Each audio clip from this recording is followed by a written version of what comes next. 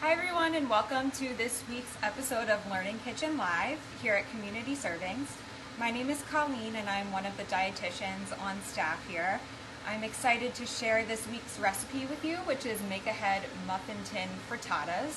But before we get started, as always, I want to give a huge thank you and shout out to Boston Scientific for supporting Learning Kitchen Live, and remind anyone who's watching that in the comments section after the episode today, there will be a link to both the recipe, the ingredient spotlight for today's recipe, as well as a survey to fill out so that we can learn what more you'd like to see here on Learning Kitchen Live. So with that, let's go ahead and get started. I wanted to do muffin tin frittatas today because this is such a quick, easy breakfast. I'm also a certified diabetes educator, and so I'm always looking for low-carb alternatives to traditional meals. So as opposed to a sugary cereal or something that you might typically go for at breakfast time, this is a good way to lower the carbohydrates in your meal, maybe sneak in some other vegetables that you might not otherwise have, and get a good balanced meal. So let's get started. I have just a basic muffin tin here. I'm going to spray this with my cooking spray.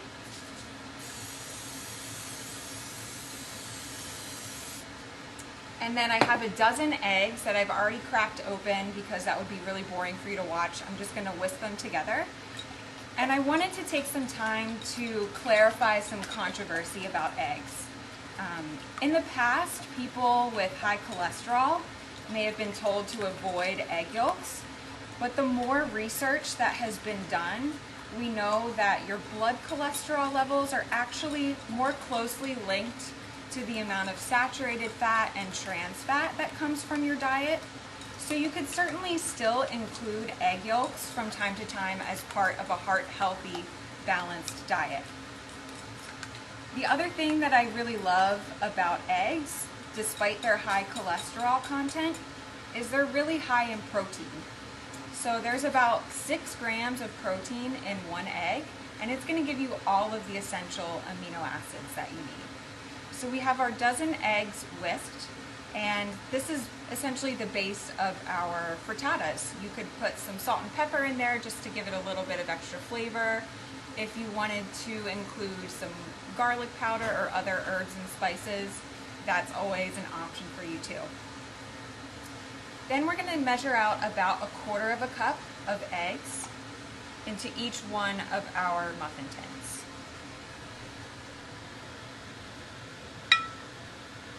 I try not to fill them over halfway, otherwise you may have some overflow in your oven, which happened to me earlier this week when I tried this.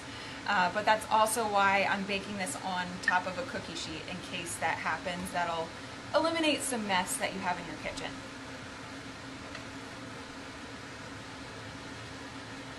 If you're just joining us now, we're making make-ahead muffin tin frittatas.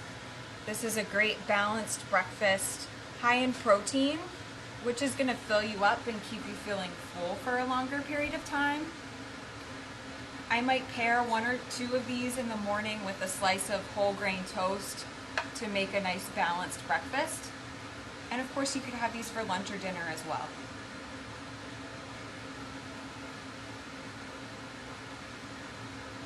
The other good thing about frittatas is you can pretty much add anything that you want to them. So we have a couple of different options to try here today, but you can use any leftover vegetables that you have in your refrigerator that might otherwise go to waste. If you wanted to include some meat, you could do that too. There's lots of options here, great variety to your breakfast.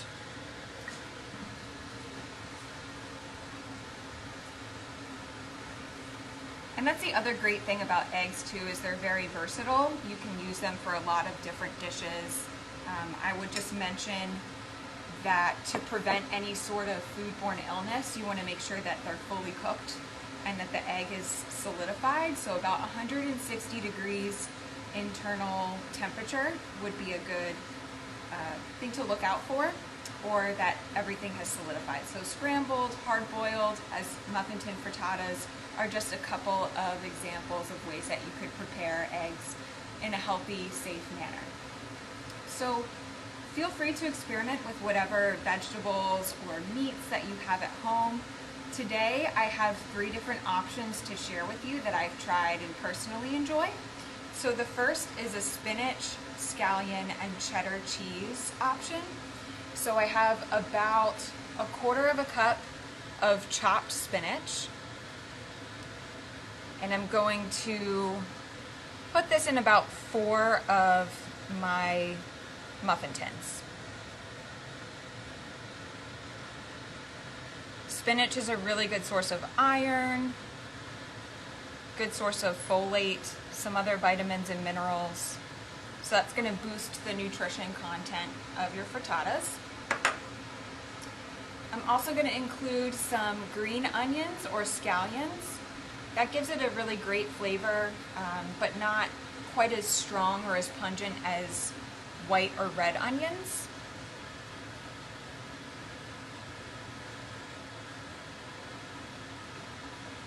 And then some cheddar cheese. So we're using a 2% milk based cheddar cheese, so a little bit lower in fat content.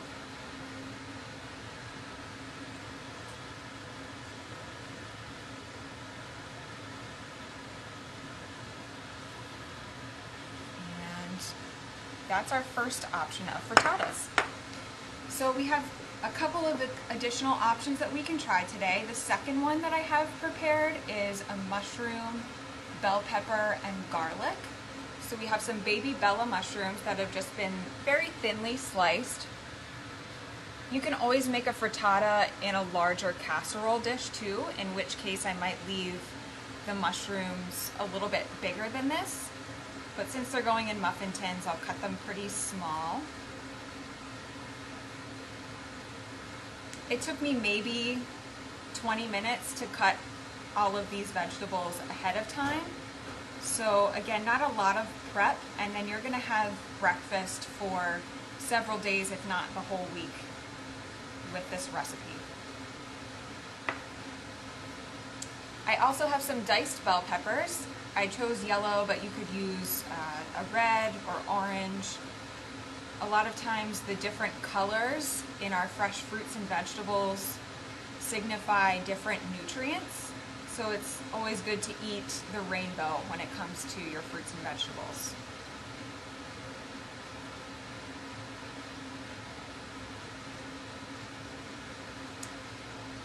And then since these frittatas aren't getting any cheese, I wanted to add another flavor in there just to kind of kick it up a little bit. So I have some garlic powder.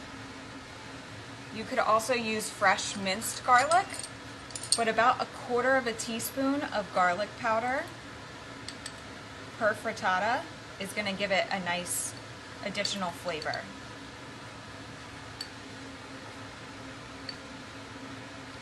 And apart from our base ingredients of the eggs with a little bit of salt and pepper, we're not adding any salt to this recipe. So it's a pretty low sodium food. Even the tomato basil feta frittatas, which have some additional sodium from the feta cheese, are still under 200 milligrams of sodium per frittata, which is a pretty low sodium food. So that's the last one that I have to prepare for you today. So we have some diced or quartered cherry tomatoes, about 1/2 cup.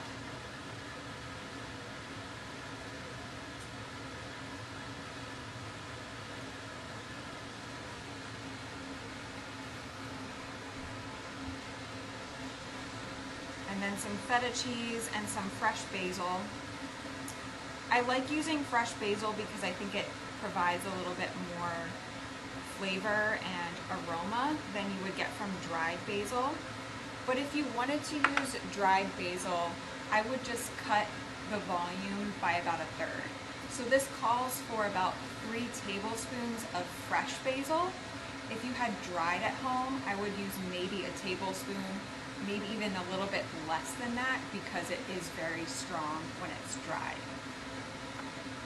So this is my fresh basil. I bought a plant here this morning. and we just chop that up into very small strips, and I'm going to add that into my tomato frittatas.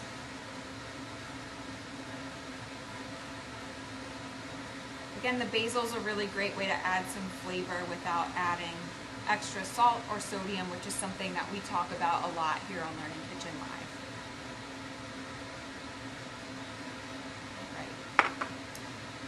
And then I have my feta cheese here. It's about a tablespoon per frittata. And then we're just going to mix these up and put them in the oven. That's all there really is to this. Like I said, a great way to include some vegetables into your breakfast that you might not otherwise have, and it makes for a nice balanced meal. So before we put these in the oven, I'm just going to mix them up a little bit with my fork here so that the cheese isn't all on the top and it's not going to burn. I also don't want all of that garlic to be in one bite in the middle. I want that to be well mixed throughout my frittata.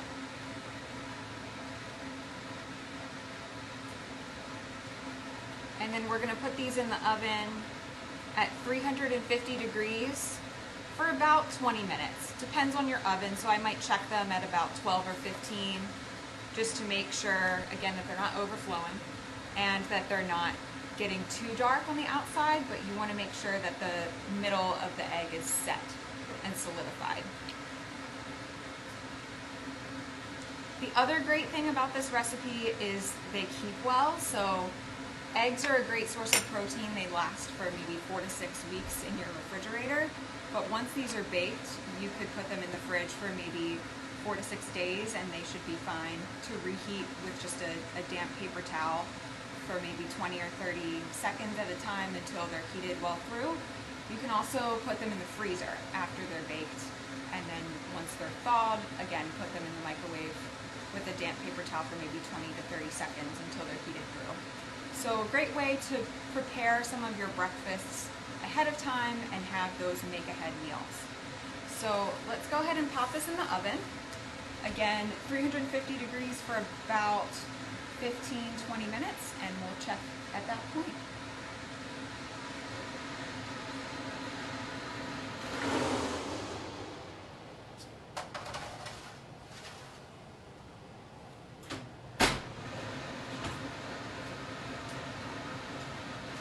And I did cheat because this is Learning Kitchen Live and it would be very boring for you to watch me watching an oven for about 20 minutes.